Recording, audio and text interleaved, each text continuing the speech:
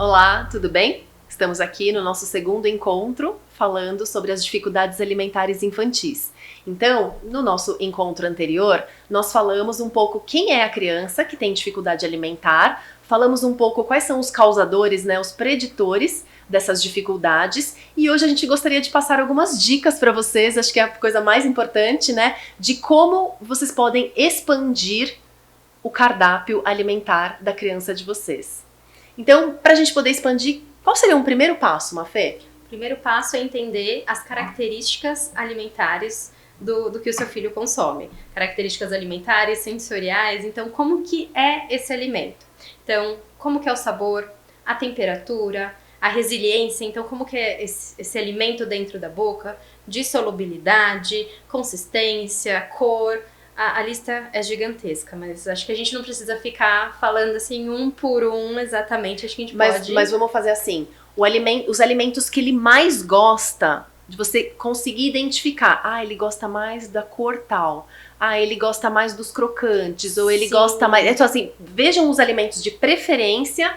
E aí a gente começa a pensar nessas características, porque a gente acho que pode pensar nos exemplos, que talvez facilite um pouco mais. Então, se a gente pensar numa criança que consome uma pipoca.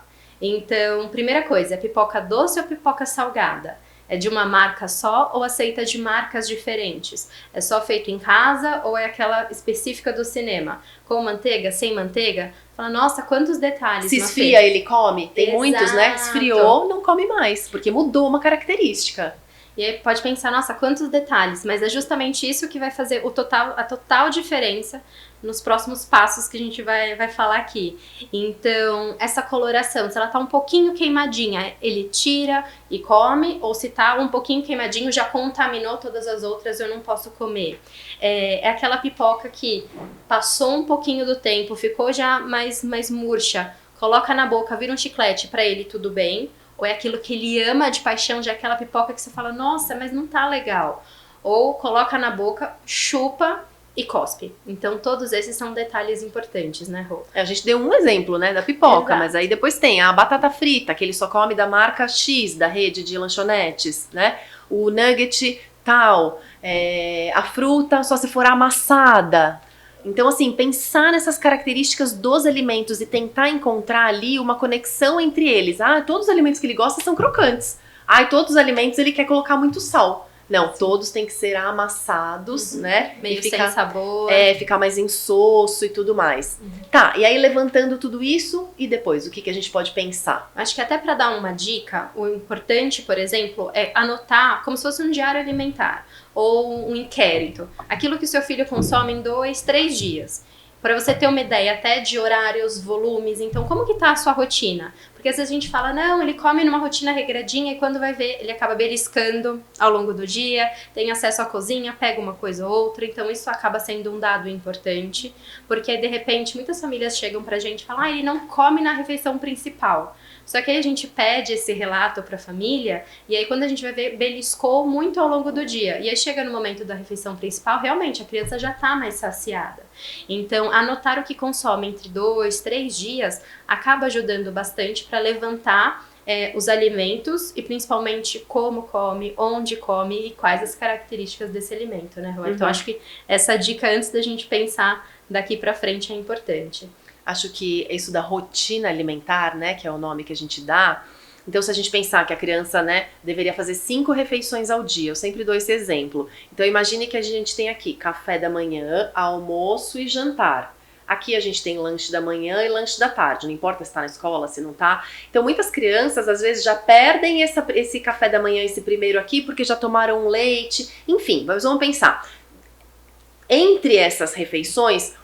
Aqui a gente vai ter um intervalo, aí não dá pra gente falar, né, bater o martelo do horário, vai depender de cada criança, de cada família, de cada rotina. Mas se a gente pensar que entre cada refeição a gente vai ter uma média de pelo menos 2 horas de intervalo, se eu coloco um alimento aqui, se eu coloco um chocolate, se eu coloco uma bala, se eu coloco um copo de suco, se eu coloco alguma coisa neste intervalo, isso com certeza vai impactar o apetite da refeição seguinte. Impactando o apetite da refeição seguinte, a hora que eu sento à mesa, eu não vou estar com muita fome. Então, mais ainda, eu vou dar preferência àqueles alimentos que eu gosto, né? Então, pensem, né, nesses alimentos que eles mais gostam para a gente poder avançar no que a gente chama de encadeamento alimentar. Exato.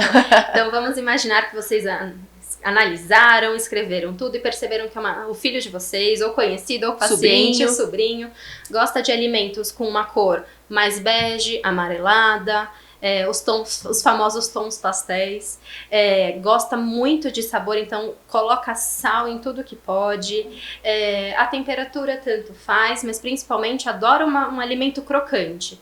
Então esses são pontos chaves para a gente pensar no nosso encadeamento. O encadeamento alimentar, para a gente ampliar esse repertório, esse cardápio. Então, por exemplo, vamos trabalhar hoje com exemplos aqui. Consome a batata frita de um lugar específico. Então a gente não vai apresentar uma cenoura palito. Por quê? A cor mudou, a consistência mudou, tudo. Mas não posso ofertar purê?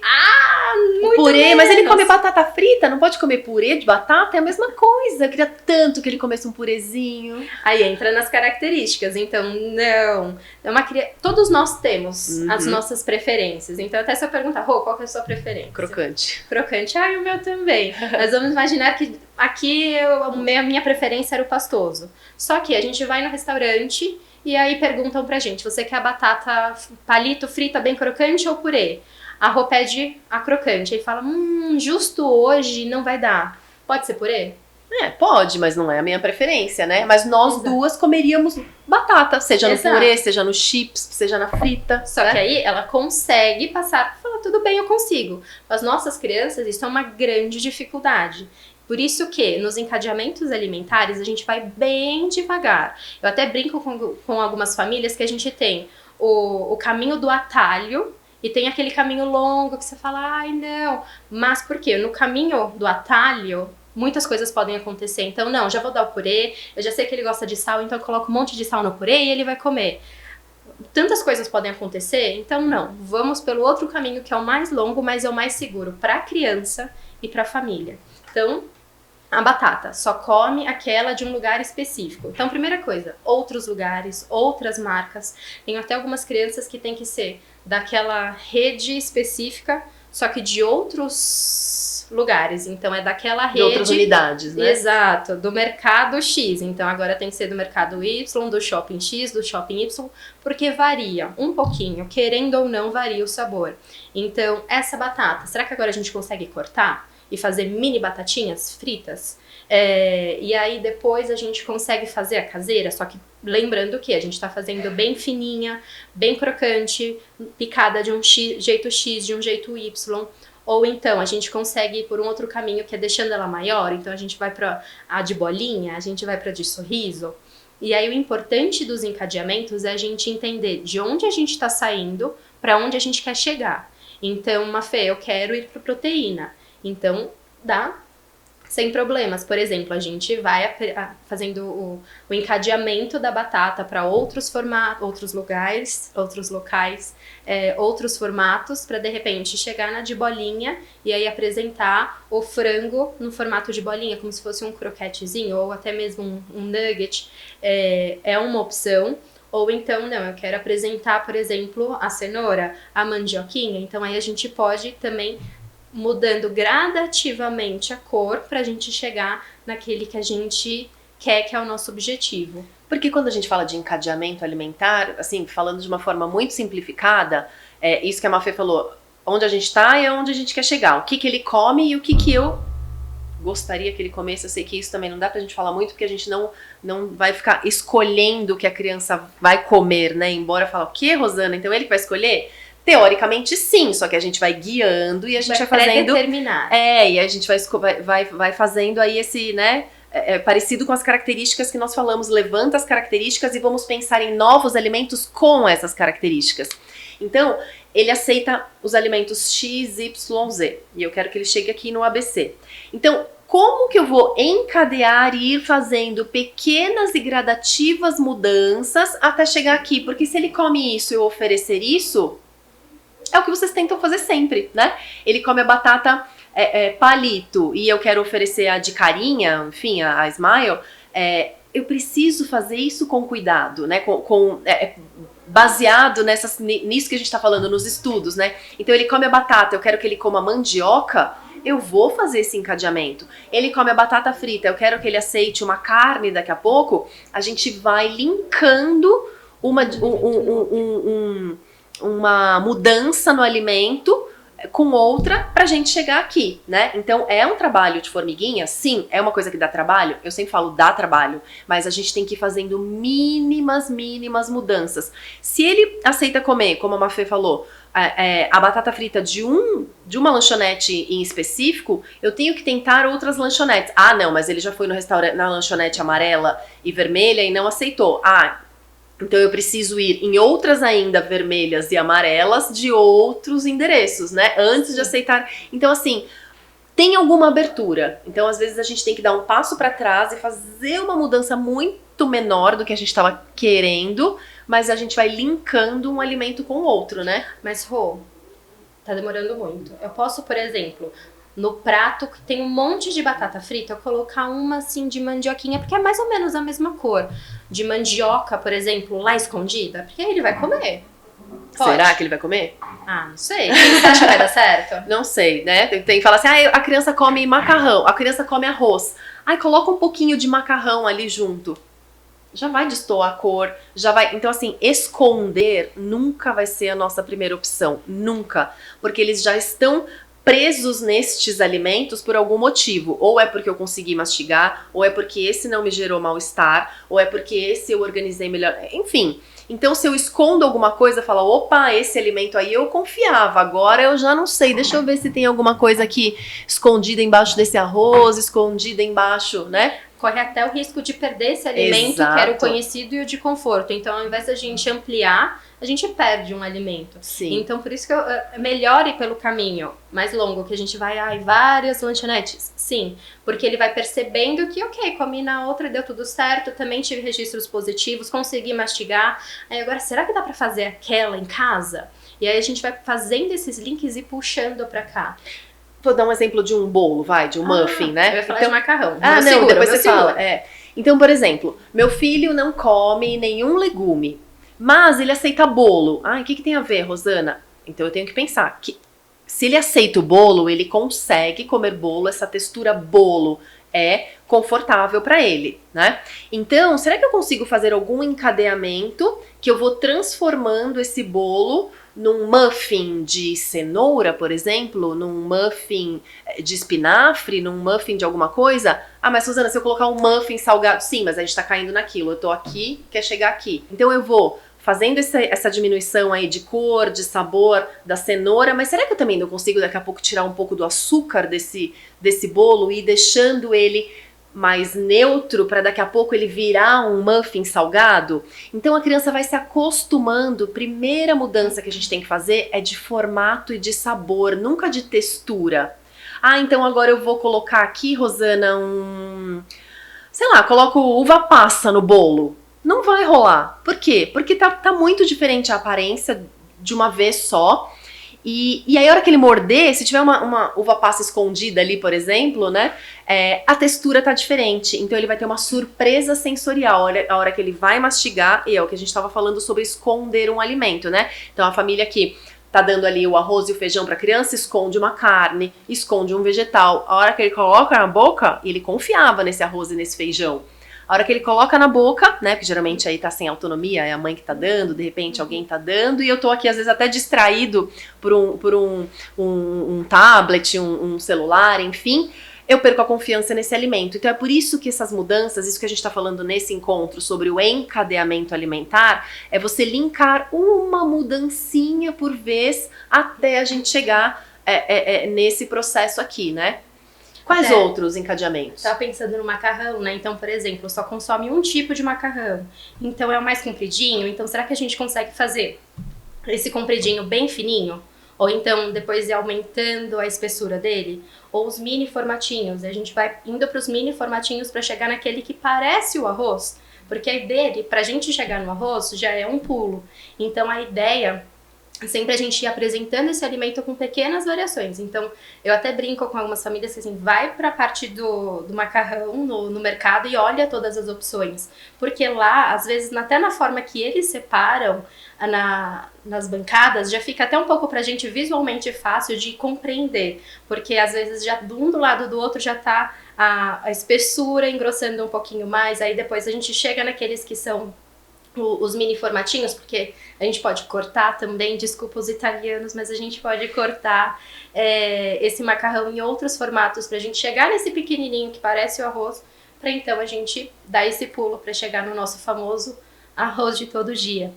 Então a ideia é sempre a gente ir de pouquinho em pouquinho, né, Rô? Uhum. Ou de repente, né, tô pensando também, a criança come arroz. Será que a gente consegue fazer um bolinho de arroz e daqui a pouco esse bolinho de arroz já fica meio com uma cara de muffin, com uma cara de bolinho?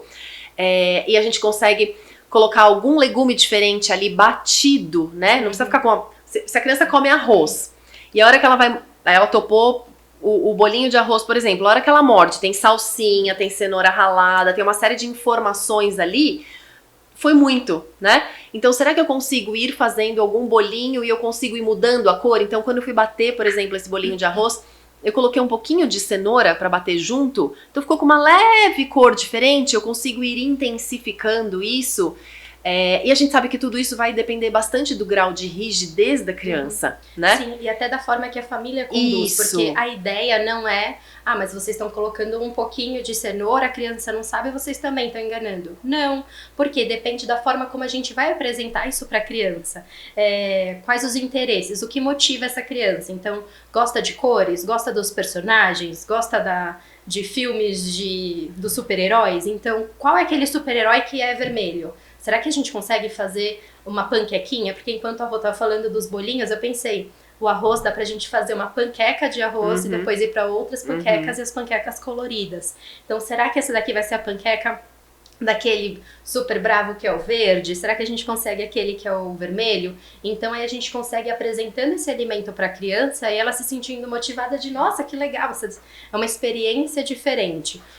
Mas talvez seja importante falar que isso, né, não é tão simples, não vai ser tão fácil para todas as crianças. Exato. Então a gente vai hoje comer a panqueca do personagem fulano de tal. Sim. Se a gente não fez todo esse trabalho antes de ampliar essa mente, né, de aceitar minimamente alimentos diferentes, não vai rolar você falar que é a banana igual do Minion, porque não vai rolar. A gente sempre precisa de um alicerce para tudo que a gente tá fazendo, porque não adianta a gente chegar lá no último andar. Porque é isso, se a gente não trabalhou com essa criança de que as coisas podem ser diferentes. E aí, pensando nisso, a Rô acho que quer falar sobre algo importantíssimo na nossa vida, né, Rô? Justamente pensando nessas dicas, né, quase que a gente tá esquecendo de falar dele aqui. Pensando nessas dicas, né, de encadeamento alimentar e como fazer a criança experimentar um alimento diferente, esse é o nosso segundo livro. A gente tem um outro livro também que deve estar aparecendo aí na tela, que é Francisco Não Gosta de Comer, que fala sobre como experimentar um alimento diferente, enfim. Mas esse aqui conta a história de uma criança que tem, né, que está dentro do espectro autista, e é um livro muito, mas muito colorido, e ele foi todo feito em rimas por nós, e o diferencial desse livro é que, no fim, né, ou você pode acessar o QR Code da editora, e aí, tem um pouco disso que a gente estava falando, aqui não sei se vai dar pra ver e tal. Teria que ser mais pra lá. Então aqui fala, né, quais são as cores dos alimentos que a criança prefere, qual que é a textura, como ele se sente quando alguém pede pra ele experimentar um alimento diferente, o que ele já deixou de fazer na vidinha dele por causa, né, da restrição alimentar. Então tem uma série de atividades aqui que ajudam a família em casa ou o profissional a engajar um pouco mais e trabalhar essa motivação interna da criança para um alimento diferente. E pensando até nas mais velhas, digamos assim. Então, dá pra gente utilizar com as crianças também, as crianças perceberem. Então, o que eu gosto? Isso que a gente foi falando pra vocês são coisas pra vocês familiares, terapeutas, colocarem em prática, mais com as crianças. A partir de 6 anos e pra frente, dá pra gente pensar da criança e anotando, e com algumas eu coloco até as imagens para elas olharem e falarem, nossa, eu gosto de tudo que é amarelo. Então por isso que é difícil quando alguém apresenta para você uma coisa colorida, para a criança perceber o que ela tá sentindo, né? e conseguir também trabalhar com seus encadeamentos. Acho que é isso, né? Então, no nosso próximo encontro, a gente vai abordar ainda mais algumas dicas, né? Para os pais, para a família. E muito obrigada. Até a próxima.